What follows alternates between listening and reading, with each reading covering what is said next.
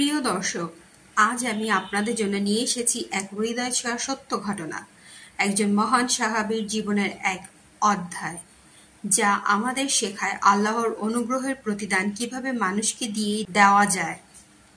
এই গল্পটি কুরআনের একটি আয়াতের ব্যাখ্যার মতো। সেই আয়াতটি হল, ওয়া আহসিন কামা আহসানা আল্লাহু ইলাইকা, অর্থ তুমি সদাচরণ করো যেমন আল্লাহ তোমার প্রতি সদাচরণ করেছেন। সূরা কাসাস আয়াত ৭-৭। মদিনা মুনাওয়ারার সূর্য তখন একটু ঝিমিয়ে পড়েছে। হিজরি নবম বর্ষ। চারিদিকে দুর্ভিক্ষ, অভাব আর কান্না। মানুষ রাস্তায় রাস্তায় ঘুরছে খাবারের আশায়। একদিকে বিলাসিতা আর সম্পদের পাহাড় নিয়ে বসে আছেন কিছু ব্যবসায়ী, অন্যদিকে শত শত পরিবার এক মুঠো খাবারের আশায় তাকিয়ে আছে আকাশের দিকে। ঠিক সেই সময় একজন মানুষ মসজিদে নববীর দিকে হেঁটে আসছিলেন।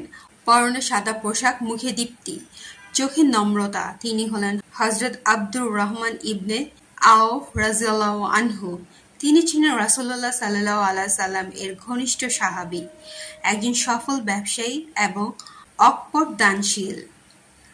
সেদিন তিনি মদিনায় ফিরলেন সিরিয়া থেকে বিশাল এক বাণিজ্য কাফেলা নিয়ে, ৭৫০ উট বোঝাই খাদ্য, কাপড় আর প্রয়োজনীয় দ্রব্যে। মদিনা কাঁপল এমন ধনী কাফেলার আগমনে। তাকে ধনী ব্যবসায়ীরা বলল, আমরা এসব মাল কিনে নেব দ্বিগুণ দামে। আব্দুর রহমান রাদিয়াল্লাহু আনহু একটু হাসলেন, বললেন, আমি এর থেকেও আরো বেশি মুনাফা পেয়েছি। তারা বলল, ৩ গুণ দেব। তিনি শান্ত গলায় বললেন, আমার কাছে এমন এক ক্রেতা আছে যিনি প্রতিটি সদকার জন্য ৭০০ গুণ পুরস্কার দেবেন। তাদের মুখে বিস্ময়ের ছাপ। তিনি বললেন, এইসব মাল আমি আল্লাহর রাস্তায় দান করলাম। যারা ক্ষুধার্ত তাদের খাবার দাও, যারা নগ্ন তাদের কাপড় দাও। মদিনার দরিদ্র মানুষের ঘরে তখন ফিরে এলো আলো, ফিরে এলো শান্তি, আর ফিরে এলো সেই আয়াতের প্রতিফলন, ওয়া আহসিন কামা আহসানা আল্লাহু ইলাইকা, অর্থ তুমি সদাচরণ করো যেমন ভাবে আল্লাহ তোমার প্রতি সদাচরণ করেছেন।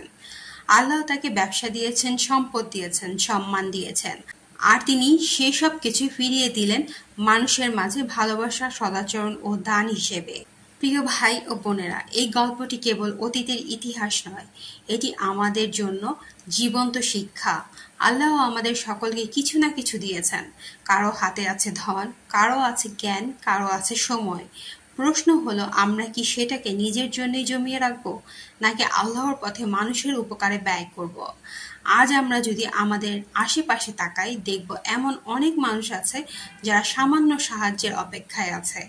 আল্লাহ আমাদের প্রতি সদাচরণ করেছেন, তাহলে আমরা কেন তার বান্দাদের প্রতি সদাচরণ করব না? আসুন আমরা এই আয়াতকে জীবনে বাস্তবায়ন করি। তুমি সদাচরণ করো এমন ভাবে আল্লাহ তোমার প্রতি সদাচরণ করেছেন। এই আয়াত হোক আমাদের প্রতিদিনের পথ চলার দিশা। এই নীতিতে গড়ে উঠুক একটি মানবিক সমাজ, যেখানে ভালোবাসা, দয়া ও সদাচরণ হবে সকল সম্পর্কের ভিত্তি।